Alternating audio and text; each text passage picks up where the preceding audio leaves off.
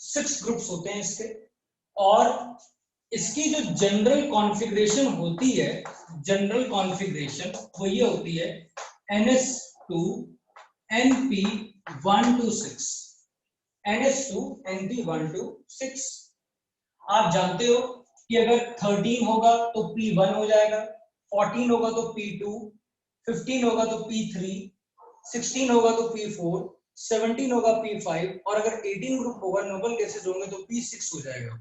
ठीक, ओके। तो जैसे कि मैं स्टार्ट करता हूं अपना बिल्कुल बेसिक कंसेप्ट, बोरॉन फैमिली से मैं स्टार्ट करता हूं। ठीक है,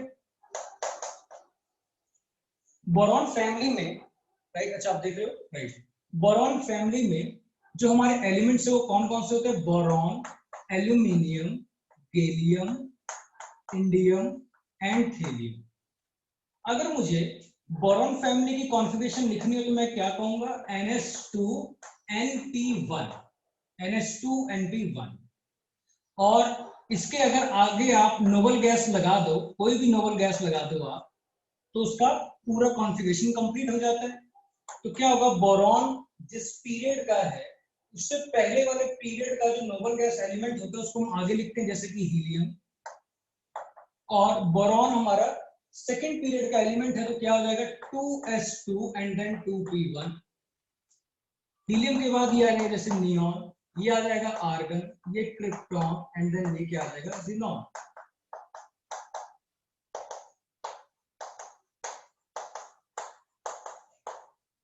ये 2s2 2p1, तो ये 3s2 3p1, ये 4s2 4p1, इस तरीके से ये हो जाएगा 5s2 5p1, 6s2 6p1। D वाले ऑर्बिटल भी इसमें इंक्लूड हो जाते हैं। अभी जो मैं आपको समझाने की कोशिश कर रहा हूं ये कर रहा हूं कि जो हमारा बोरॉन फैमिली है उसकी अगर हम बात करें ग्राउंड स्टेट की, तो NH2 and then NP, NH2 उसके पास NS इलेक्ट्रॉन होते हैं और NP इलेक्ट्रॉन होते हैं, और सॉरी ये है अपना ND। ठीक है, ग्राउंड स्टेट पे जो बोरॉन फैमिली की जो कॉन्फ़िगरेशन वो क्या है? NH2 NP1। ये 1 इलेक्ट्रॉन अनपेयर्ड होने का मतलब ये हुआ कि वो एक बॉन्ड बनाएगा। बट आप ये बात बहुत अच्छे से जानते हो कि बोरॉन कभी भी एक बॉन्ड नहीं बनाता, या बोरॉन की फैमिली का कोई भी एलिमेंट एक बॉन्ड नहीं बनाता एक्सेप्ट थेलियम, जो कि इनर्ट पेयर इफेक्ट की वजह से जनरली 1 बॉन्ड तो नहीं बनाते हैं। क्यों नहीं बनाते हैं? उसके पीछे रीजन यही होता है क्योंकि ये इलेक्ट्रॉन ग्राउंड स्टेट पर पेयर्ड रहते हैं और तुरंत एक्साइटेड स्टेट पर जाते हैं, जिसको लोग फर्स्ट एक्साइटेशन बोलते हैं। फर्स्ट एक्साइटेशन, इलेक्ट्रॉन जंप करके यहां पर जाता है। इलेक्ट्रॉन जंप करके जब यहां पे जाता है तो एक इलेक्ट्रॉन यहां पे और 3 के 3 इलेक्ट्रॉन इस तरीके से अनपेयर्ड हो जाते हैं और बच जाता है हमारे पास ये डी खाली। एक और बात आप जानते हो कि मान लीजिए आप लोग रूम टेम्परेचर पर अपने रूम में बैठे हुए हो तो आपको गर्मी भी लगती है, आपको सर्दी भी लगती है। तो ऐसे ही जो एलिमेंट हैं वो अपने कॉन्फ़िगरेशन के हिसाब से वो ऐसे ही होते हैं, बट रूम टेम्परेचर की एनर्जी से ही वो अपने इलेक्ट्रॉन को एक्साइट करवा देते हैं। इसीलिए बोरॉन का कभी भी एक बॉन्ड पाया नहीं मिलता है, बोरॉन के हमेशा 3 बॉन्ड ही मिलते हैं, जैसे BCl3 BF3, ये सब चीजें, राइट। मतलब इनके इलेक्ट्रॉन को एक्साइट करवाने के लिए आपको कोई एनर्जी देने की जरूरत नहीं है, जो नेचर के अंदर एनर्जी है वो उसी को एक्साइट करवा देता है, उसी इलेक्ट्रॉन उसी एनर्जी को यूज करके इसके इलेक्ट्रॉन को एक्साइट करवा देता है। तो 3 अनपेयर्ड हुए, इसका मतलब 3 बॉन्ड बन जाएंगे।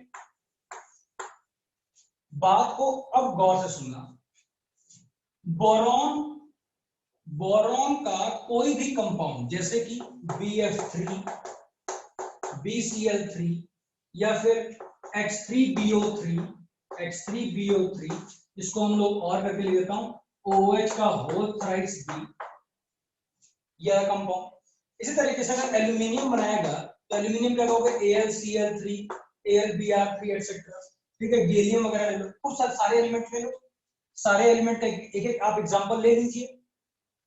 सभी के सभी जब अपने 3 बॉन्ड बनाएंगे, 3 ही बॉन्ड बना सकते हैं, राइट, तो उसके पास एक वेकेंट पी ऑर्बिटल रह जाता है। वेकेंट पी ऑर्बिटल रहने के कारण ये सभी के सभी लुईस एसिड कहलाते हैं।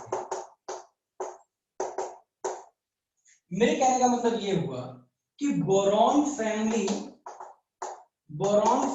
का कोई भी मेंबर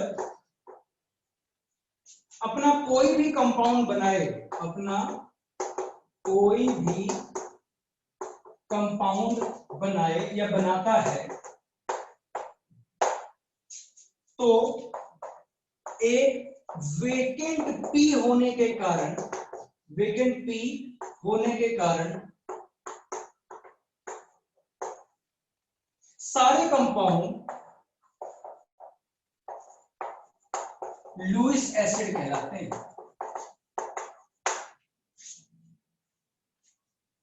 कोई भी एलिमेंट 3 ही बॉन्ड मैक्सिमम बना पाएगा, तो एक वेकेंट पी होने के कारण सभी के सभी लुईस एसिड कहलाएंगे। मतलब एट द एंड हमारे पास कंक्लूजन ये आया कि बोरॉन फैमिली का कोई भी कंपाउंड अगर अपना कोई भी कंपाउंड बनाता है वो लुईस एसिड ही कहलाएगा, राइट।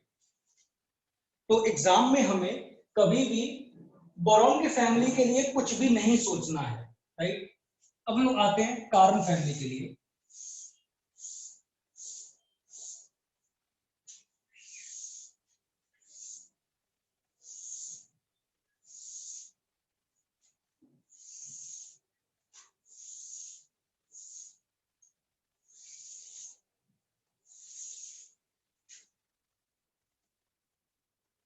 मैं एक मिनट सभी बच्चों से पूछ लेता हूं, जैसे आज पहली क्लास है आप लोगों के साथ, क्या आप लोगों को समझ में आ रहा है?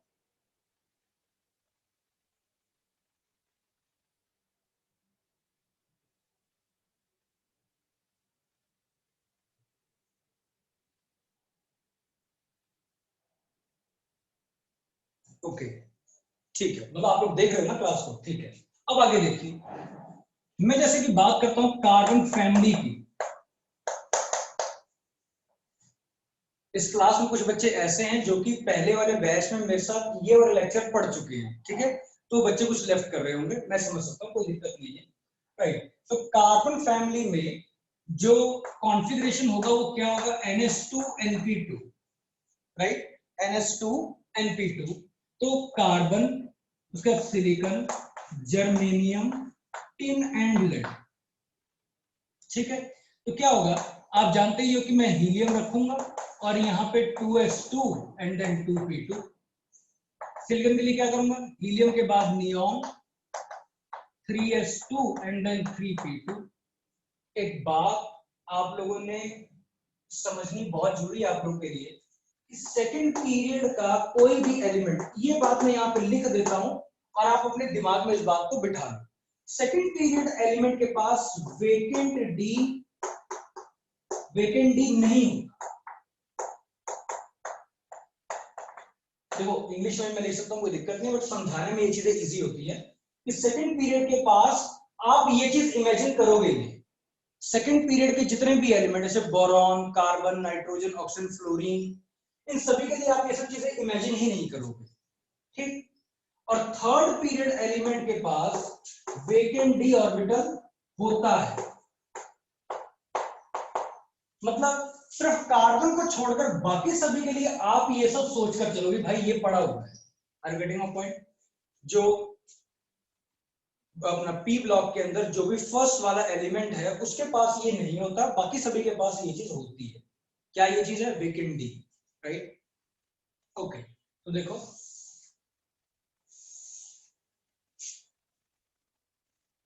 मैं यहाँ पे आपको कॉन्फ़िगरेशन नहीं सिखा रहा हूँ, कॉन्फ़िगरेशन आप पीरियोडिक टेबल में या फिर एटॉमिक स्ट्रक्चर में सीख चुके होते हो। तो 2 इलेक्ट्रॉन होने का मतलब ये हो गया, राइट। 2 इलेक्ट्रॉन का मतलब ये NH2NP2। आप जानते हो, आपने कभी देखा है कि कार्बन अपने 2 बॉन्ड बनाते हुए पाया जाता है? नहीं। आपने बेशक ऑर्गेनिक में जरूर पढ़ा होगा कि इस तरीके से CH2, इस तरीके से कार्बीन, वो यही होता है, कार्बन 2 बॉन्ड बनाता है और अपने ये पेयर्ड वाला इस तरीके से रखता है। मैं ऑर्गेनिक की यहाँ पे बात नहीं कर रहा हूँ, ठीक है। मेरा काम है अभी इनऑर्गेनिक को डील करने के लिए। तो कार्बन का इनऑर्गेनिक में ऐसा कोई भी कंपाउंड नहीं है जो कि 2 बॉन्ड बनाता हुआ पाया जाए। इसका मतलब कार्बन रूम टेम्परेचर के ऊपर अपने 2 इलेक्ट्रॉन को एक्साइट करवा कर रखता है, मतलब ये इलेक्ट्रॉन एक्साइट करके इसके पास जाता है, तो ये भी अनपेयर्ड, ये भी अनपेयर्ड, ये भी और ये भी। तो इसका मतलब इसका 4 बॉन्ड बनाने का मन होगा, और हम लोग कार्बन के 4 बॉन्ड ही स्टडी करते हैं। ओके, अगली बात, मान लीजिए कार्बन के लिए कार्बन CH4 बनाएगा, C2H6 बनाएगा, एक्सेट्रा, कोई भी अगर अपना कंपाउंड बनाएगा, तो क्या वो लुईस एसिड होगा कि नहीं होगा? हम कहेंगे नो, हम कहेंगे नो। लुईस एसिड कार्बन का कंपाउंड कभी नहीं हो सकता। क्यों नहीं हो सकता? क्योंकि कार्बन के लिए पहले तो आप ये सब चीजें इमेजिन ही मत करो, ये वाली चीज है ही नहीं। तो कार्बन ने जब अपने 4 बॉन्ड बनाए, इसको भूल ही जाओ, कार्बन ने जब अपने 4 बॉन्ड बनाए, उसके पास कोई भी वेकेंट ऑर्बिटल नहीं था, तो सारे के सारे पेयर्ड हो गए, तो ऑक्टेट कंप्लीट हो गया, तो लुईस एसिड नहीं होगा। लुईस एसिड तब कभी भी कोई एलिमेंट तभी होता है जब उसके पास सारे कंपाउंड बनाने के बाद, सारे बॉन्ड बनाने के बाद कोई ना कोई ऑर्बिटल खाली रह जाए। सिलिकॉन की अगर हम बात करें, सिलिकॉन मान लो SiF4 बनाता है, SiF6 बनाता है, या कोई भी अपना एक्सेट्रा कोई भी कंपाउंड बनाता है, जहां जहां मैं सिलिकॉन लिख रहा हूं आप समझ जाना कि वहां पे जर्मेनियम, टिन और लेड सभी होंगे, क्योंकि सबके पास वेकेंट d ऑर्बिटल होता है। तो सिलिकॉन अपने इस 4 बॉन्ड को बनाने के बाद फिर भी उसके पास वेकेंट d ऑर्बिटल होगा। इसी तरीके से जर्मेनियम के पास भी होगा, टिन के पास भी होगा और लेड के पास भी होगा। 4 बॉन्ड बनाने के बाद भी वेकेंट ऑर्बिटल रह गया, तो हम क्या बोलेंगे कि यार ये लुईस एसिड की तरह बिहेव करता है कि नहीं करता है? हम कहेंगे यस। तो एट द एंड जो कंक्लूजन निकला वो ये निकला कि कार्बन फैमिली में कार्बन का कोई भी कंपाउंड अगर वो 4 बॉन्ड बनाता है तो वो लुईस एसिड कभी भी नहीं होगा। लुईस एसिड इसलिए नहीं होगा क्योंकि उसके पास कोई भी वेकेंट ऑर्बिटल बचता ही नहीं। बट कार्बन के बाद सिलिकॉन, जर्मेनियम, टिन, लेड वाले एलिमेंट्स के लिए थर्ड पीरियड के बाद सभी एलिमेंट्स के लिए वेकेंट डी ऑर्बिटल का कंसेप्ट लग जाता है। तो सिलिकॉन, जर्मेनियम, टिन, लेड अपना कोई भी कंपाउंड बनाएगा तो उसके वेकेंट डी ऑर्बिटल होने के कारण उसके पास, उसको हम लोग लुईस एसिड बोलते हैं। मेरे ख्याल से आप लोग को सारी बात समझ में आ रही है जो मैं बोलना चाह रहा हूँ? प्लीज एक बार बता दीजिए, फिर मैं आगे चलता हूँ।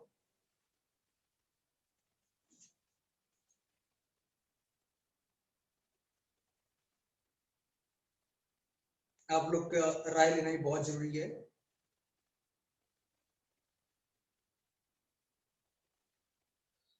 ठीक है, ठीक है, ओके ओके, राइट। अब आगे देखिए, मतलब अब आपको ये बात तो समझ में आ गई, कार्बन का कोई भी फैमिली, कार्बन का कोई भी मेंबर, कार्बन फैमिली का कोई भी मेंबर सिर्फ कार्बन को छोड़कर बाकी सारे लुईस एसिड बनाएंगे, है ना? अब आगे देखिए,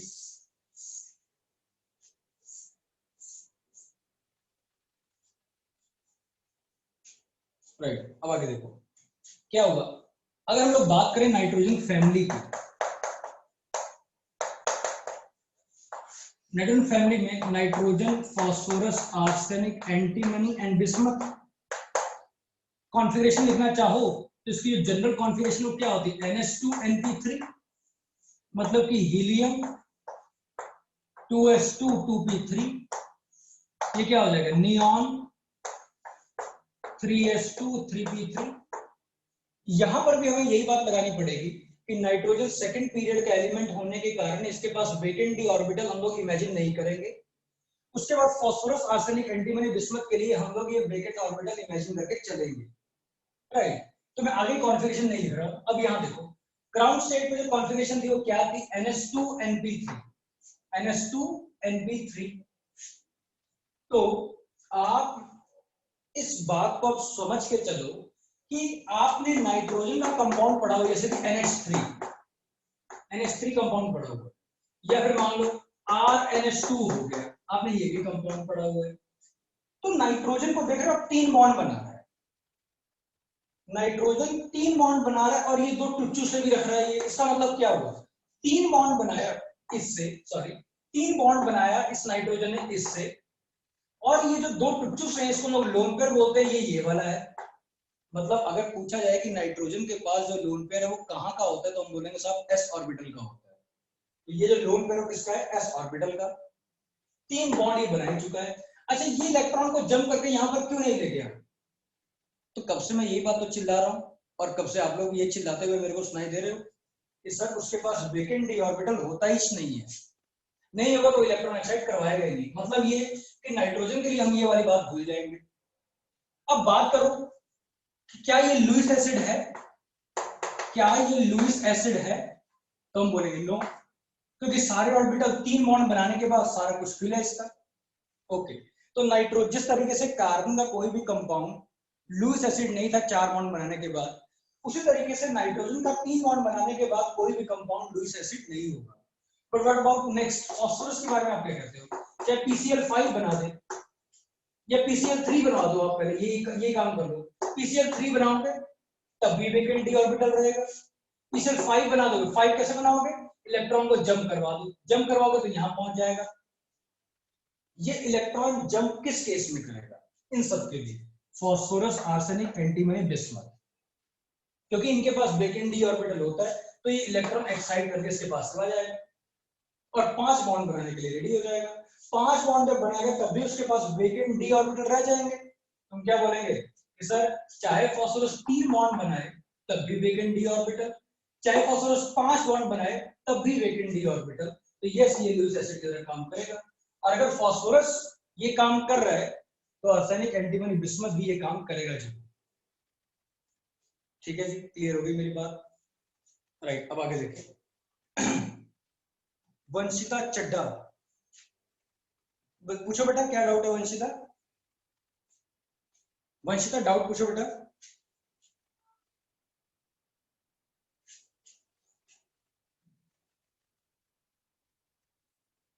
अरे नो सर के आगे तो लिखो। तो ये नो क्यों लिखा था, मैं समझ नहीं पाया।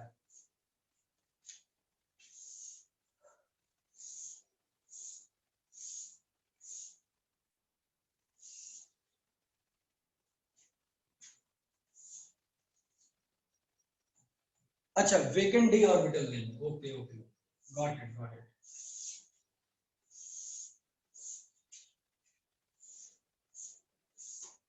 डोंट वरी, डरा मत करो आप लोग। ओके, तो इसको मैं रफ कर देता हूं, बहुत गंदा हो गया। ठीक है जी, आगे बढ़ रहे हैं हम लोग। कार्बन, नाइट्रोजन हो गया ऑक्सीजन फैमिली।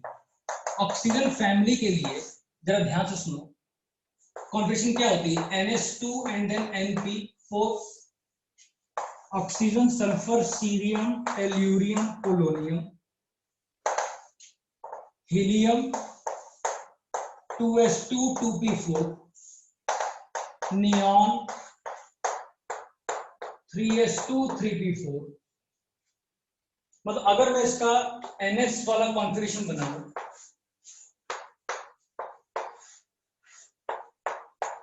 तो क्या होगा? S के पास 2 इलेक्ट्रॉन, NP के पास 4, इक्का दुक्का तिक्का और ये चौका। अब आप यहां से ये बात समझ सकते हो कि ऑक्सीजन अगर अपना 2 बॉन्ड बनाएगा, अगर क्या वो 2 बॉन्ड ही बनाएगा भाई, 2 बॉन्ड बनाएगा, वो इलेक्ट्रॉन को एक्साइट क्यों नहीं करवा सकता? क्योंकि उसके पास वेकेंट डी ऑर्बिटल होता ही नहीं है। तो इसीलिए ऑक्सीजन के जब आप कंपाउंड पढ़ते हो ना तो क्या देखते हो, जैसे मान लो H2O है तो इसके पास 2 लोन पेयर रहता है, इसको हम लोन पेयर कहते हैं। तो एक लोन पेयर S का होता है और एक लोन पेयर किसका होता है? P का। Basic fundamental I think so clear हो चुके होंगे। राइट, अगली बात, ऑक्सीजन के लिए तो कहानी यही रुक गई। तो ऑक्सीजन का कोई भी कंपाउंड वेकेंट डी ऑर्बिटल नहीं रखता, इसलिए वो कभी भी लुईस एसिड की तरह बिहेव नहीं करेगा। क्या ये लुईस एसिड होगा? नहीं। आप अल्कोहल बना दो, अल्कोहल जानते हो बेटा आप लोग हैं, तो इसमें भी क्या होगा कि ये भी लुईस एसिड नहीं होगा। 2 बॉन्ड बनाकर वेकेंट डी ऑर्बिटल इसके पास नहीं होता। अगली बात एक और, फर्स्ट एक्साइटेशन सल्फर के लिए जिसका वेकेंट डी ऑर्बिटल है, इलेक्ट्रॉन को एक्साइट करवाया,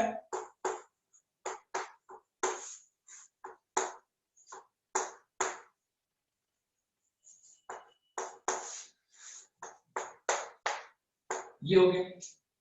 तो क्या ऑक्सीजन कभी भी 4 बॉन्ड बना सकता है? हम कहेंगे नहीं। क्यों नहीं बना सकता? क्योंकि इसका वेकेंट डी ऑर्बिटल नहीं होता। तो सल्फर के लिए यस हो सकता है, तो 4 बॉन्ड बनाएगा। तो क्या सल्फर 4 बॉन्ड बना सकता है? सल्फर 2 बॉन्ड बना सकता है? हमने कहा यस। सल्फर 2 बॉन्ड भी बना सकता है, सल्फर 4 बॉन्ड भी बना सकता है। सल्फर या सल्फर के बाद कोई भी एलिमेंट अगर अपना 2 बॉन्ड बनाता है तो vacant D orbital, Lewis acid. 4 bond बनाता तब भी लुईस एसिड, क्योंकि उसके पास वेकेंट डी ऑर्बिटल रह ही गया। देखो जैसे कि SO2, SO3, ये सारे के सारे क्या है? लुईस एसिड ही तो हैं। क्यों? 2 बॉन्ड बनाएगा तब भी लुईस एसिड, 3 बॉन्ड बनाएगा तब भी लुईस एसिड, राइट। इसके बाद इसमें सेकंड एक्साइटेशन भी होती है। सेकंड एक्साइटेशन कैसी होगी? अब इस इलेक्ट्रॉन को जंप करके यहां ले जाओ,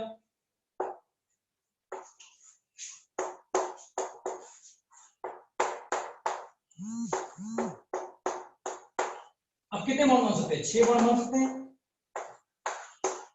और अगर 6 बॉन्ड बन जाएंगे तो सल्फर और सल्फर के बाद जितने भी एलिमेंट हैं, 6 बॉन्ड बनाने के बाद भी SF6 लुईस एसिड है? यस, लुईस एसिड है। H2SO4 क्या लुईस एसिड है? यस है, ये भी लुईस एसिड है। क्यों? 6 बॉन्ड बना रहे आपने ये। अब आपको सिंपल एक बात का बहुत ध्यान रखना है, कार्बन, नाइट्रोजन, ऑक्सीजन का कोई भी कंपाउंड लुईस एसिड नहीं होता, क्योंकि उनके पास vacant D orbital, vacant P orbital या वेकेंट डी ऑर्बिटल नहीं होता। बट उनके ग्रुप के जो नीचे वाले एलिमेंट्स हैं वो सारे के सारे लुईस एसिड की तरह बिहेव करेंगे, अपना चाहे जो मर्जी कंपाउंड बना दे, राइट।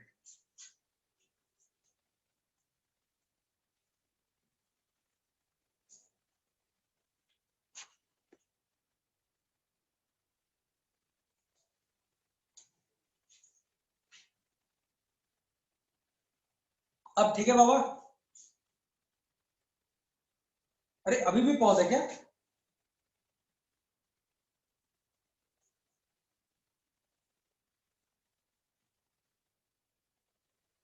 अरे आ तो गया।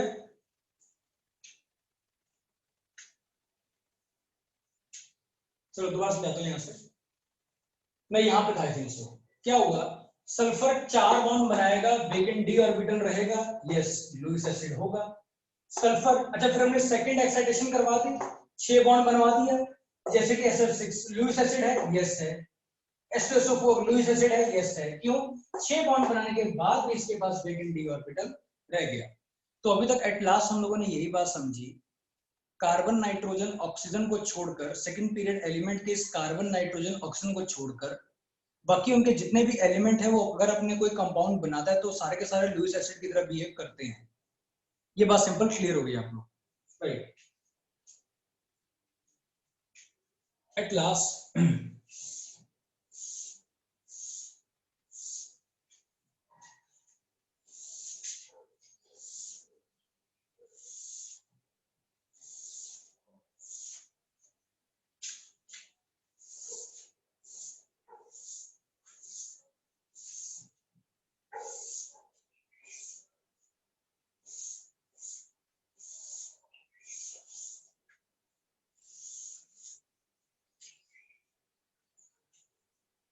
हेलोजन फैमिली मतलब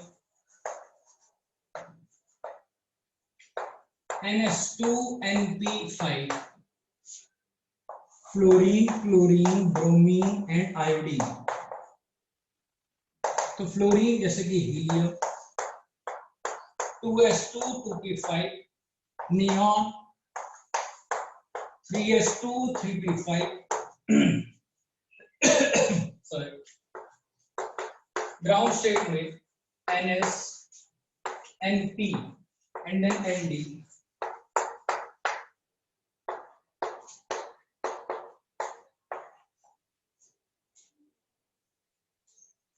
इक्का दुक्का, इक्का दुक्का, तिक्का चौका पंजा, ठीक है।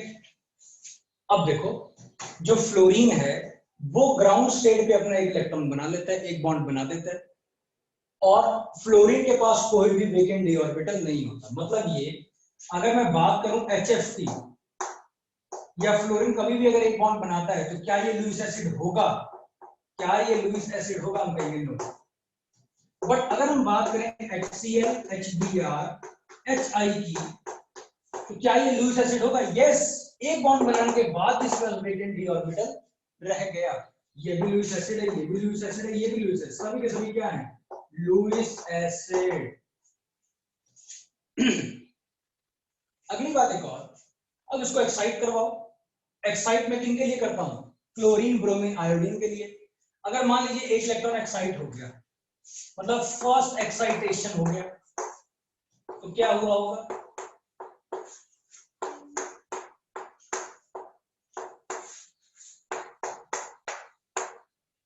कितने अनपेड हो गए? 3 अनपेड हो गए। और अगर 3 अनपेड हो जाएंगे, इसका मतलब यहाँ पे एक बॉन्ड बना था, तो यहाँ कितना बॉन्ड बनेगा साहब? 3 बॉन्ड बनेगा। देखो मेरी हैंडराइटिंग वैसे बेटा इतनी गंदी नहीं है, ये बस आप लोग को समझाने के लिए, अगर अब आपका दिमाग इतना फास्ट शुरू हो चुका है, उसको सिर्फ समझाने के लिए मैं इस तरीके से लिख रहा हूँ, वरना बहुत खूबसूरत लिखता हूँ। ठीक है, राइट। तो थ्री बॉन्ड हो गए। 3 बॉन्ड बनाने वाले, जैसे कि ClF3, ClF3, BrF3, क्या ये लुईस एसिड है? यस, लुईस एसिड है ये। 3 बॉन्ड बनाने के बाद इनके पास वेकेंट डी ऑर्बिटल रह जाता है। फिर मैंने इलेक्ट्रॉन को और एक्साइट करवाया, सेकंड एक्साइटेड स्टेट की बात की जा रही है।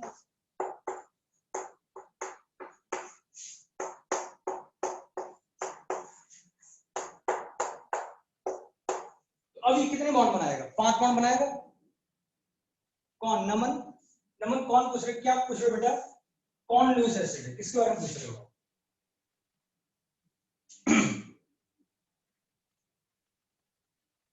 कौन सा? अरे यार, कमेंट में ये तो लिखा करो किसके बारे में पूछ रहे हो। हाउ सा लुईस एसिड? कौन सा लुईस एसिड पूछ रहे हो? Chlorine, bromine. अरे सिंपल है ना, क्लोरीन अगर एक बॉन्ड बनाएगा वेकेंट डी ऑर्बिटल रहेगा, ब्रोमीन एक बॉन्ड बनाएगा तब भी वेकेंट डी ऑर्बिटल रहेगा, आयोडीन एक बॉन्ड बनाएगा तब भी वेकेंट डी ऑर्बिटल रहेगा, और अगर उसका वेकेंट डी ऑर्बिटल है तो वो लुईस एसिड जरूर होगा। समझ में आया? यस और नो करो, फिर मैं आगे चलूं।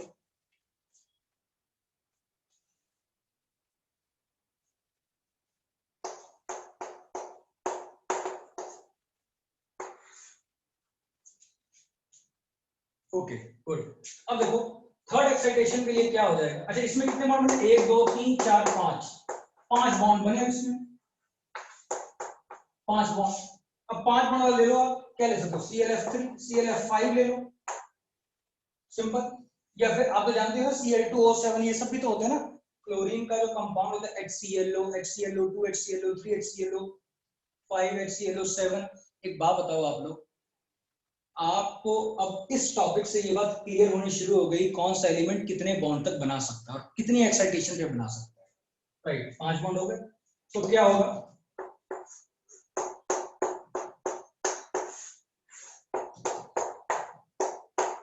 कितने बॉन्ड हो गए? 1 2 3 4 5 6 7, 7 बॉन्ड बनाना है। तो अगर आपसे पूछा जाए कि भैया IF7 के बारे में क्या कहते हो, क्या ये लुईस एसिड है? यस, क्योंकि वेकेंट डी ऑर्बिटल पड़ा हुआ है इसके पास। सिंपल, हमें एक बात अब ध्यान रखनी है, ये कार्बन, नाइट्रोजन, ऑक्सीजन और फ्लोरीन, इनका कोई भी कंपाउंड बनता हो तो वो लुईस एसिड नहीं होगा। बट उनके नीचे कोई भी एलिमेंट हो, अगर वो अपना कोई भी कंपाउंड बनाता है तो वो लुईस एसिड जरूर होगा। दूसरी बात, बोरॉन फैमिली का कोई भी एलिमेंट कोई भी कंपाउंड बनाए वो लुईस एसिड जरूर होगा। राइट, क्लियर हो गई ये बात? तो आप मुझे बताएं, फिर हम आगे चलें जिंदगी में।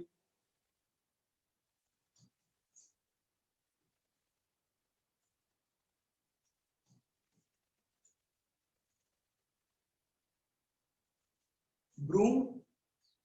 क्या ब्रूम? नमन सम्राट, क्या ये बेटा ब्रूम क्या है ये?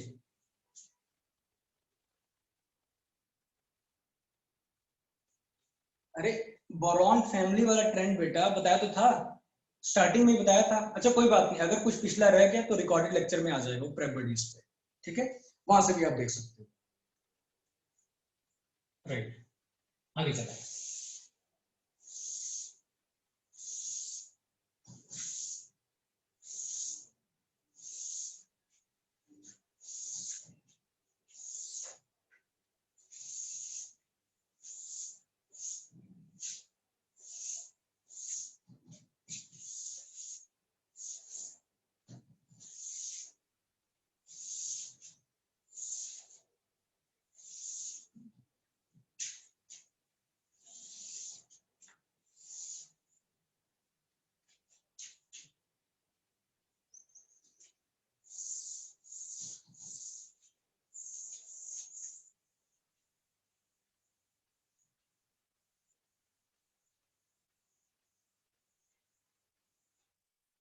आगे देखिए बेटा, राइट। अगला जो हमारा कॉन्सेप्ट होता है वो होता है इनर्ट पेयर इफेक्ट।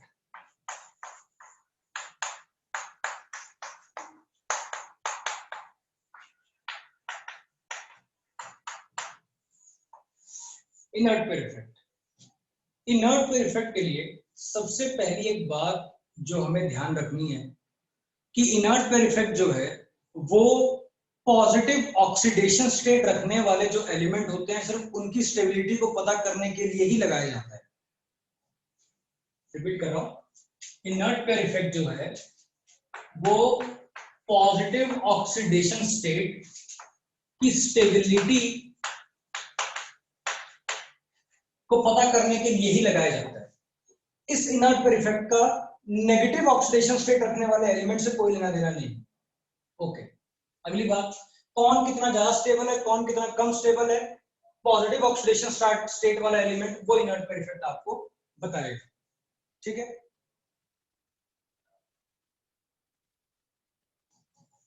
हाँ हाँ ठीक है। अब अगली चीज, बिल्कुल सही है नमन, सही कह रहे हो। आगे आगे देखो, इधर देखो क्या है कि हाँ, पॉजिटिव ऑक्सीडेशन स्टेट की स्टेबिलिटी को पता करने के लिए इनर्ट पेयर इफेक्ट का कांसेप्ट लगाया जाता है। ठीक है, इनर्ट पेयर इफेक्ट का डेफिनेशन या मीनिंग क्या होता है, वो यही होता है, negligence of ns electron in bonding, in participation of bonding भी लिख सकते हो आप, negligence of ns electron in bonding. मतलब s इलेक्ट्रॉनों के बॉन्ड के फॉर्मेशन में इन्वॉल्वमेंट ना होने के प्रोसेस को हम लोग इनर्ट पेयर इफेक्ट कहते हैं। मैं आपको एग्जांपल के थ्रू समझाता हूं। देखो, इसको भी लिखना जरूरी है, बहुत इंपॉर्टेंट है। जैसे मान लो बोरॉन फैमिली, कार्बन फैमिली, उसके बाद नाइट्रोजन फैमिली। ठीक है, तो उसके बाद boron carbon boron, aluminium, barium, indium and thallium. और अगर मैं इसका कॉन्फ़िगरेशन लिखूं तो क्या था, NH2NP1, और ये क्या था, NH2NP2, NH2NP3, यही था। और इससे पहले हमारे इनर्ट गैसेस आते हैं। ठीक है, इनर्ट गैसेस आते हैं इसके अंदर। तो मैं इसकी तरह कॉन्फ़िगरेशन कंप्लीट करता हूं। ठीक है, देखो, helium, neon, argon, krypton and then xenon.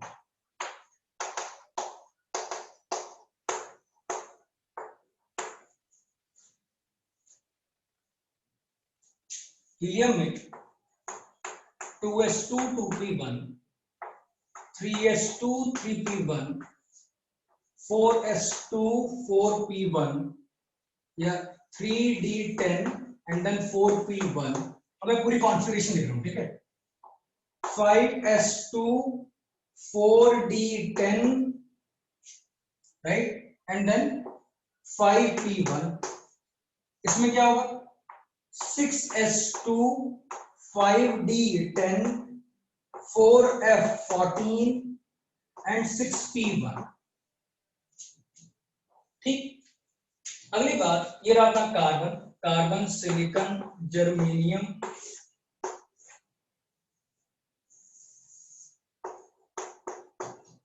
Carbon, silicon, germanium, tin and lead. इसमें क्या होगा, जैसे nitrogen, phosphorus, arsenic, antimony and bismuth. Configuration में क्या सब समझ ही गए सब, है ना। ये मैंने अभी आपको लिख के भी दिखा दिया। मेरे कहने का मतलब क्या है, मैं आपको पहले वो समझाता हूं। अच्छा, हाँ, तो देखो, कहने का मतलब क्या है कि अगर आप s ब्लॉक के एलिमेंट्स को देखो तो वो अपना एक इलेक्ट्रॉन और दो इलेक्ट्रॉन निकालकर अपने noble gas, inert gas configuration को पाने के लिए अपने इलेक्ट्रॉनों को लूज कर देते हैं। तो इस हिसाब से देखा जाए तो बोरॉन भी अपने 3 इलेक्ट्रॉन को लूज करके नोबल गैस में चला जाएगा। मतलब इसकी जो ऑक्सीडेशन स्टेट आनी चाहिए कितने Nj+3। इसी तरीके से कार्बन के मेंबर्स भी जो है 4 इलेक्ट्रॉन को लूज करके नोबल गैस में चले जाते हैं। तो इसकी ऑक्सीडेशन स्टेट क्या हो जाएगी +4। नाइट्रोजन अपना 3 को 5 इलेक्ट्रॉन लूज करके वो कहां चला जाएगा, वो अपने नोबल गैस कॉन्फ़िगरेशन पे चला जाएगा। राइट, अगली कहानी क्या होगी, अगर इनर्ट गैस कॉन्फ़िगरेशन पे जाना ही स्टेबिलिटी कहलाता है तो S वाला भी तो पेयर्ड है, S2 वाला ये भी पेयर्ड है। पेयरिंग को ही अगर हम स्टेबिलिटी कह रहे हैं तो S के पेयर होने की वजह से भी अगर इसमें से एक इलेक्ट्रॉन निकाल दो S2, 2 इलेक्ट्रॉन निकाल दो S2, 3 इलेक्ट्रॉन निकाल दो S2, तो ये अपनी ये भी कॉन्फ़िगरेशन दिखा सकता है मतलब। राइट, बट इस बात को और किसने बहुत ज्यादा प्रेशराइज कर दिया, इस बात को करेक्ट और किसने कर दिया, क्या करेक्ट कि भाई एक इलेक्ट्रॉन निकाल के यहां पे रख दो, 2 इलेक्ट्रॉन निकाल के यहां रख दो, 3 इलेक्ट्रॉन निकाल के S2 पे भी स्टेबिलिटी आप चेक कर सकते हो। इस बात को और प्रूफ या और ज्यादा एक्यूरेट किसने किया, मैं आपको बताता हूं। हुआ क्या, अगर आप बोरॉन और थीलियम की बात करो, बहुत ध्यान से सुनना, बोरॉन का p वाला इलेक्ट्रॉन निकालना इजी होगा या थीलियम का p वाला इलेक्ट्रॉन निकालना इजी होगा। आप जानते हो down the group ionization energy decrease करती है, तो इसके इलेक्ट्रॉन को निकालना इजी होगा और इसके इलेक्ट्रॉन को निकालना टफ होगा। ओके, तो इसके इलेक्ट्रॉन को निकालना टफ हुआ, इसके इलेक्ट्रॉन को निकालना इजी हुआ, मतलब इसके लिए एनर्जी ज्यादा लगेगी, इसके लिए एनर्जी कम लगेगी। अच्छा, इसके बाद जो इलेक्ट्रॉन निकलना चाहिए वो S से निकलना चाहिए, तो ये पहले से एनर्जी ज्यादा लगा रहा था, थोड़ी सी और एनर्जी लगाकर वो S के इलेक्ट्रॉन को निकाल सकता है। बट अगर वो पहले से बहुत कम एनर्जी लगा रहा था और अचानक से उसे बोल दिया जाए कि भैया इसके इलेक्ट्रॉन को निकाल कर दिखाओ, तो नेचर के लिए इतनी सारी एनर्जी एकदम से सप्लाई करना बहुत मुश्किल हो जाता है। मैं इस बात को इस तरीके से भी समझाता हूँ। मान लो कि 2 इंसान है या किसी इंसान को अगर मेहनत करने की बहुत आदत हो जाए या उसको काम करने की आदत हो जाए, तो अगर आप उसको थोड़ी सी और काम करने के लिए बोल दोगे, उसके लिए कोई इतनी परेशानी नहीं होगी, जो पहले से बहुत काम कर रहा होगा। बट कोई अगर ऐसा वेला बैठा हुआ होगा जो काम करने की कोई आदत नहीं, जो बहुत फ्री रहना चाहता है, और अगर आप उसको बोल दो कि मतलब वो बहुत कम काम करता है, उसको बोल दो भाई कि एकदम से इतना सारा काम करके दिखा दे, तो वो पॉसिबल नहीं होगा। मैं इस बात को दोबारा करेक्ट करना चाह रहा हूँ कि नेचर में अगर एनर्जी आप पहले से बहुत ज्यादा लगा रहे होते हो, थोड़ी सी और एनर्जी लगाने में कोई दिक्कत नहीं होती। बट अगर आप पहले से बहुत कम एनर्जी लगा रहे होते हो और आप बोलो कि अचानक से जल्दी एनर्जी लगा दे, तो नेचर के लिए एकदम से इतनी एनर्जी सप्लाई करना पॉसिबल नहीं। तो मेरे ख्याल से आप लोग को ये बात क्लियर हो चुकी होगी कि इसमें पहले से एनर्जी बहुत ज्यादा लग रही थी। देखो एक और चीज है ना, अगर आप ऐसे जाते रहो तो एनर्जी का गैप भी बहुत बढ़ता जा रहा है। यहाँ पर एनर्जी ज्यादा थी, लगा रहे थे तो एनर्जी ज्यादा लग गई। ओके, अच्छा, जैसे जैसे बढ़ते रहे एनर्जी का गैप भी बढ़ता रहा, जैसे जैसे एनर्जी गैप बढ़ता रहेगा तो वैसे वैसे इलेक्ट्रॉन निकालने के लिए आपको एनर्जी खूब ज्यादा सप्लाई करनी पड़ेगी। मेरे ख्याल से आपको ये बात क्लियर हो गई होगी। इसीलिए थीलियम के लिए इस s के इलेक्ट्रॉन को निकालना नामुमकिन होता है, negligence of ns electron in bonding. इसीलिए वो अपना एक इलेक्ट्रॉन रिलीज करके अपनी ऑक्सीडेशन स्टेट दिखाता है +1।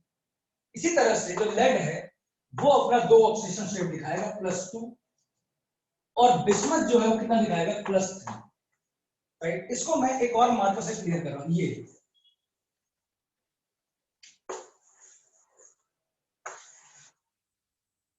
तो ये जो +1 ऑक्सीडेशन स्टेट है किसके लिए वैलिड है, थीलियम के लिए, मतलब थीलियम के लिए।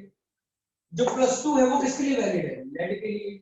और जो बिस्मथ है वो किसके लिए वैलिड है, मतलब रेडी है +3 के लिए। राइट, मेरे ख्याल से आपको इतनी बात क्लियर हो चुकी है, तो मैं आपको क्वेश्चन करवाता हूं। ठीक है, क्वेश्चन ये है,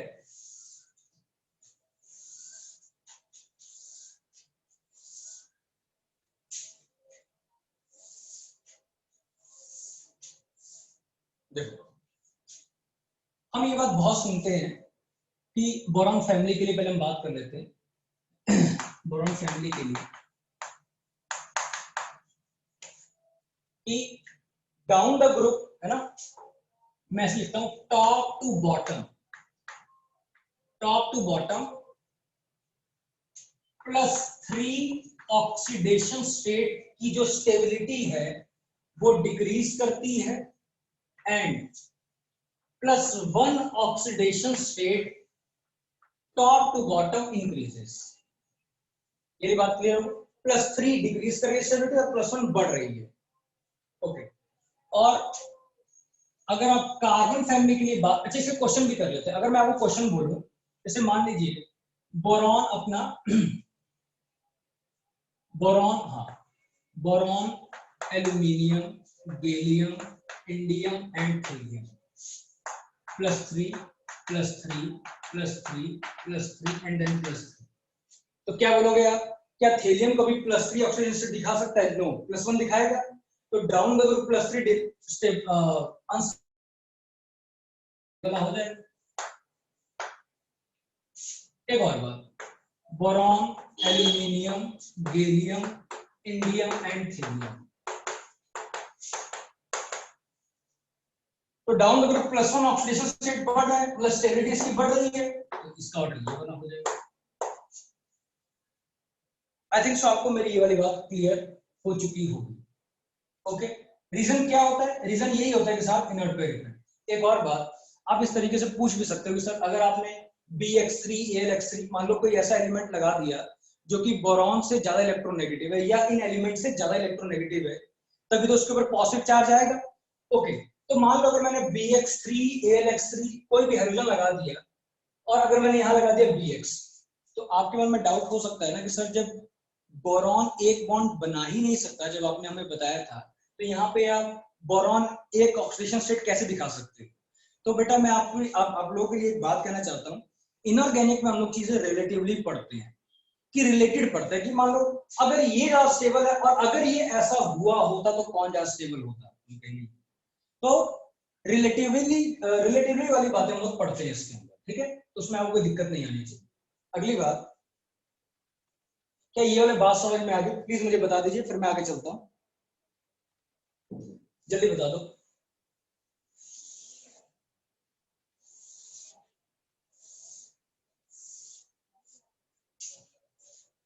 आई थिंक तुम लोग सो गए सारे के सारे।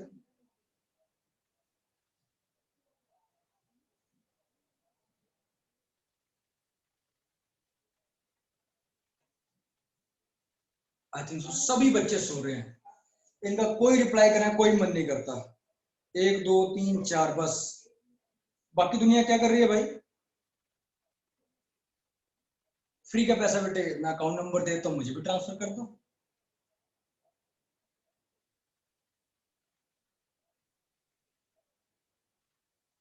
सभी लोग एक्टिव होने चाहिए। अब जुलाई की, जैसे जुलाई में आप लोग के नीट के एग्जाम आ चुके हैं, तो आप लोग बहुत ही ज्यादा रेडी हो जाए अपने एग्जाम को देने के लिए। हर एक लेक्चर को बिल्कुल जी जान से आप लोग पढ़ें और अपने माइंड में कोई दूसरा थॉट रखें ही ना इस नीट को क्लियर करने के अलावा। आपको सभी टाइप के क्वेश्चन करवाए जाएंगे हमारे द्वारा, ठीक है? प्लीज आप पूरी मेहनत करें, हम आपके साथ हैं, ठीक है? मेरा नंबर बेटा हम लोग शेयर करते हैं, उसमें फोटो जो होती है ना, फोटो में देखो खूबसूरत एकदम हैंडसम टाइप फोटो आती है, उसके अंदर देख चेक करो, मैसेल्फ अमित सिंह उसके अंदर आया, खूब मस्त एकदम, ठीक है? राइट, आगे देखो। अरे हाँ भाई, उसमें आता है नंबर।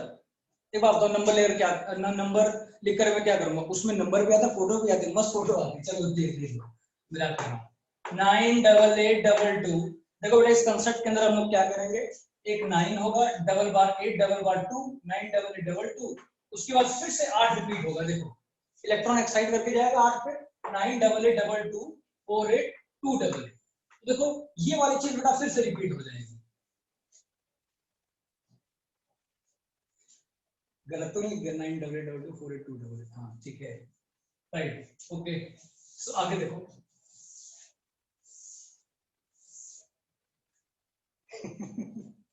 ठीक है ठीक है, अब आगे देखो बेटा, हमने बोरॉन के बारे में पढ़ लिया। कार्बन, प्लीज देखो टाइम रहेगा आई थिंक सो 15 मिनट्स का, तो उस 15 मिनट में मैं आपको इनर्ट पेयर इफेक्ट के रिलेटेड जितने भी क्वेश्चन थे वो करवाना चाहता हूँ, ठीक है। तो साइलेंट होके मेरे पूछते ही आप लोग तुरंत मैसेज करके रिप्लाई किया करो, हम अब जिंदगी में आगे बढ़ते हैं। कार्बन फैमिली, कार्बन फैमिली, ठीक है। कार्बन फैमिली में क्या कहा कि sir top to bottom plus 4 oxidation state की जो स्टेबिलिटी है वो क्या करेगी, decrease, and plus 2 oxidation state की जो स्टेबिलिटी वो क्या करेगी, इंक्रीज। ये चीजें हमने पढ़ ली। तो इसमें जो क्वेश्चन है वो क्या है, देखो, carbon, silicon, germanium, tin and lead. Carbon, silicon, germanium, tin and lead, +4 +4 +4 +4 and +4 +2 +2। क्या करोगे, जल्दी मरो, जल्दी जल्दी बताओ भाई क्या करोगे। सर सिंपल सी बात है, +4 स्टेबिलिटी होती ही नहीं है डाउन द ग्रुप, तो डिक्रीज करेगा। डाउन द ग्रुप +2 वाला जहां स्टेबल होता है इनर्ट पे इफेक्ट की वजह से, तो ये वाला होगा। आई थिंक सो मेरी बात आपको क्लियर हो गई होगी, ठीक है। अब अगला देखो, नाइट्रोजन वाला।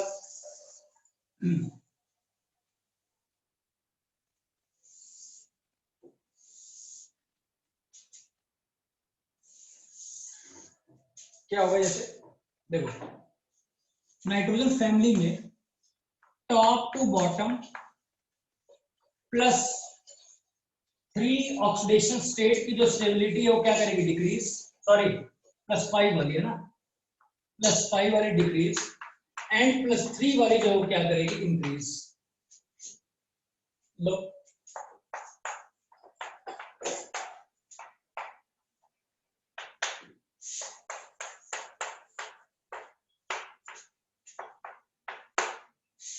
तो अगर मैं लगा दूं +5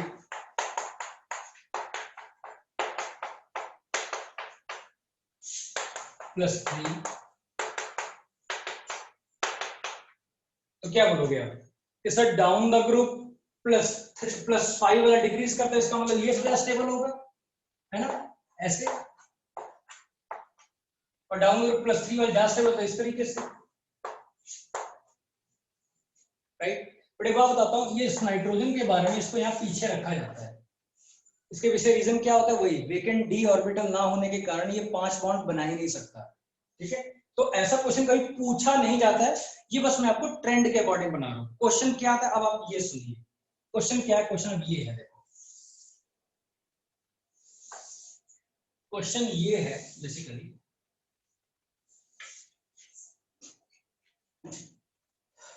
क्वेश्चन ये है कि अगर आपसे बोलूं, कैसा आता है question, gallium, indium and thallium +3 +3 and then +3, gallium, indium and thallium +1 +1 and +1, कौन सबसे स्टेबल होगा। हम बोलेंगे ऑब्वियसली +3 वाला ज्यादा स्टेबल होता है, और +1 में ये सबसे स्टेबल होता है। ये तो क्वेश्चन अभी आपने कर भी लिया। अगला क्वेश्चन एक और, अगर मान लीजिए मैं आपसे थेलियम के बारे में पूछूं कि भैया थेलियम +3 ज्यादा स्टेबल है या थेलियम +1, तो इन दोनों में से कौन ज्यादा स्टेबल होगा। आप बोलोगे डेफिनेटली सर थेलियम +1, क्योंकि इनर्ट पर इफेक्ट की वजह से। दूसरी बात, अगर मैं आपसे पूछूं लेड के बारे में कि लेड +4 ज्यादा स्टेबल है या फिर लेड 2 पॉजिटिव, तो आप क्या कहोगे कि सर लेड 2 पॉजिटिव। इसी तरीके से अगर बिस्मथ में पूछा जाए कि बिस्मथ +5 ज्यादा स्टेबल है या +3, तो आप क्या बोलोगे सर +3, क्योंकि इनर्ट पेयर इफेक्ट की वजह से। अगला क्वेश्चन ये, अगर मैं टिन की बात करूं कि साहब टिन जो है वो +4 ज्यादा स्टेबल होगा या फिर +2, तो आप क्या बोलेंगे। यहां पर बच्चा कंफ्यूज हो जाता है। तो मैं आपको ये बात बोलना चाहता हूं कि टिन यहां तक तो मतलब यहां तक +3 ही रहना चाहिए, सिर्फ इसके लिए +1, सिर्फ इसके लिए +2 होता है, सिर्फ इसके लिए +3 होता है। तो टिन कैसा रहेगा, +4 वाला। अगर वैसे इंडियम को पूछ ले तो इंडियम +3 रहेगा या फिर इंडियम +1, तो बोलेंगे साहब इंडियम +3। अगर एंटीमनी से पूछा जाए कि एंटीमनी ज्यादा स्टेबल किसमें होगा, +5 में या +3 में, तो आप क्या बोलोगे +5 में। मेरे ख्याल से आपको ये बात क्लियर हो चुकी होगी। अगली बात,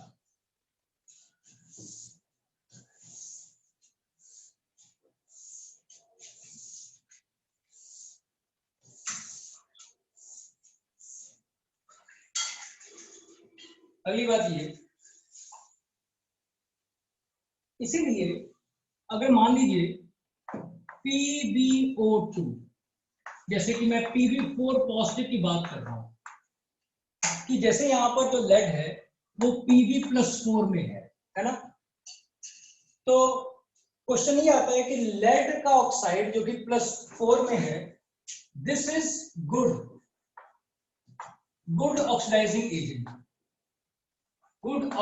एजेंट, क्यों? कहने का मतलब ये हुआ कि सर ये जो लेड है ना +4, ये डायरेक्टली बहुत जल्दी से कैसा बनना चाहता है, +2 बनना चाहता है। तो अगर कोई अपने इलेक्ट्रॉनों का लॉस करवा रहा हो, सॉरी इलेक्ट्रॉन का लॉस नहीं होना, गेन हुआ ना, ये लेड 4 पॉजिटिव से लेड 2 पॉजिटिव पर गया, इसका मतलब इसकी क्या हुई, रिडक्शन, इसकी रिडक्शन हुई है, तो इसने सामने वाले को क्या किया, ऑक्सीडाइज। ठीक है, टेबल्स को देखो जरा, एक मिनट।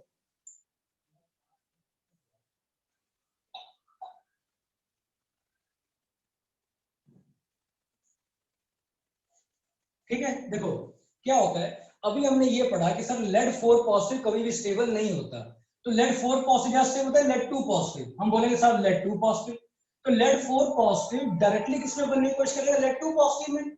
तो अगर इसने +4 से +2 में गया, मतलब खुद की इसने क्या करी, रिडक्शन, तो सामने वाले को क्या करेगा, ऑक्सीडाइज, इसलिए गुड ऑक्सीडाइजिंग एजेंट हो जाता है। अगर मैं इसी तरीके से आपसे बोलूं कि जो टिन है, टिन SnCl2 या SnCl2 is good reducing agent, क्या कहते हो आप? इसमें देखा आपने कि सर Sn+2 है, क्या Sn+2 ज्यादा रहना पसंद करेगा? नहीं, Sn किस में रहना पसंद करेगा, Sn+4। इसका मतलब क्या हुआ कि इसने +2 से +4 पर गया, मतलब क्या हुआ, ऑक्सीडेशन, तो सामने वाले को क्या करवाया होगा, रिड्यूस, इसका मतलब ये क्या होगा, रिड्यूसिंग एजेंट। बात क्लियर हो गई? +4 से +2 पर गया, मतलब इसकी रिडक्शन हुई, तो सामने वाले को ऑक्सीडाइज करेगा, तो ऑक्सीडाइजिंग एजेंट। +2 से +4 ज्यादा स्टेबल होता है टिन, तो अपने आप को ऑक्सीडाइज करे, तो सामने वाले को क्या करेगा, रिड्यूस, तो कैसा हो जाएगा, रिड्यूसिंग एजेंट। ऐसे 50 क्वेश्चन आते हैं। आईआईटी का एक क्वेश्चन कहने जा रहा हूं, उसमें जरा आपको ये है कि sir aluminium positive, aluminium 2 positive and aluminium 3 positive में से स्टेबिलिटी का ऑर्डर बताएं आप जल्दी। अब आपके लिए क्वेश्चन है फास्ट, आप क्वेश्चन का ऑर्डर बताओ जरा, मतलब इसका ऑर्डर बताओ, इन तीनों में से स्टेबल कौन है, जल्दी।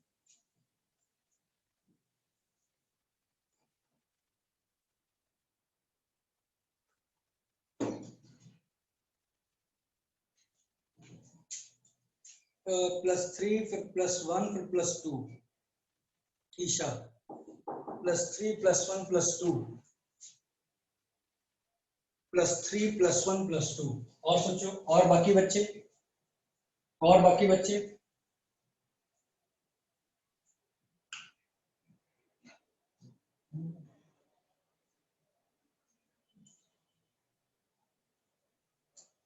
बिल्कुल सही आंसर। देखो पहली बात ये हुआ कि सर एल्यूमिनियम की दो ऑक्सीडेशन स्टेट होती है, +1 एंड +2, तो एल्यूमिनियम सबसे बेटर किसमें रहेगा, +3 में, तुमने कहा साहब +3, एल्यूमिनियम +3।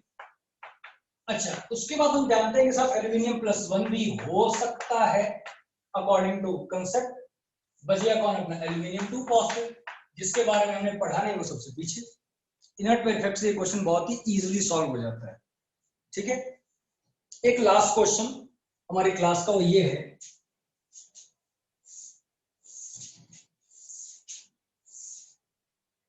कि TnI3 इसकी फॉर्मेशन, मतलब इसका जब आप ब्रेकेज करोगे तो क्या होगा, इसका प्रोडक्ट क्या होगा, मतलब मैं आपसे ये पूछना चाहता हूं, इसका प्रोडक्ट क्या होगा TnI3।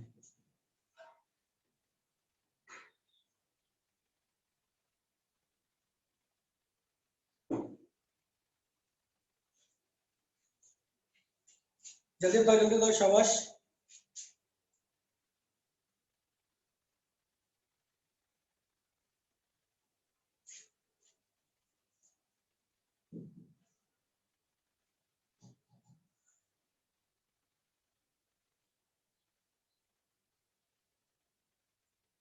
हिमांशी नेगी बेटा इनर्ट पर इफेक्ट को लगाओ, क्या कर रहे हो जिंदगी में कुछ भी।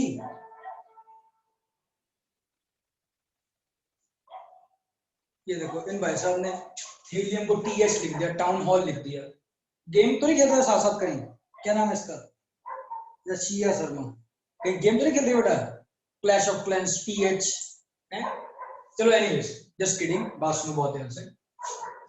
एक्चुअली क्या जो पेपर में आया था, पेपर में क्या एग्जाम में क्या गया था, उसमें ये बोला कि सर देखो हमारा जो TLI3 है ना, TLI3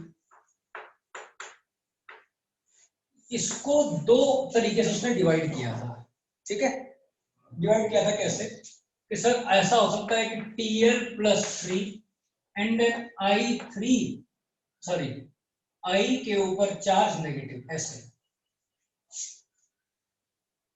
तो क्या बन जाएगा, क्रॉस मल्टीप्लाई करोगे तो TL I3 बन जाएगा। क्रॉस मल्टीप्लाई करोगे कैसे बन जाएगा, TL I3 बन जाएगा ना तुरंत, इसके पैर में इसके पैर में, हाँ। और एक और ऑप्शन दिया था TL+1 and then I3 charge negative, +1 -1, तो ये भी क्या बन सकता है, TLI3। तो उसने बोला था कि प्रोडक्ट क्या होगा, तो ऑब्वियसली प्रोडक्ट यही वाला होगा। क्यों आपने बोला क्यों नहीं चूज किया, क्योंकि सर जो थेलियम है वो +1 ऑक्सीडेशन स्टेट में ही स्टेबल होता है, ठीक है। इस तरीके से हम लोगों ने आज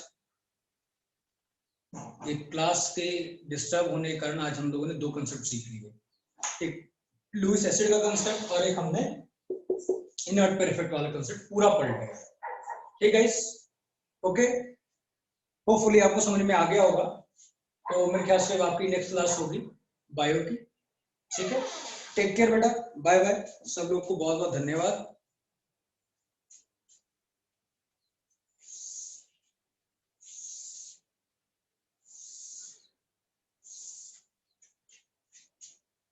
थैंक यू बेटा, थैंक यू।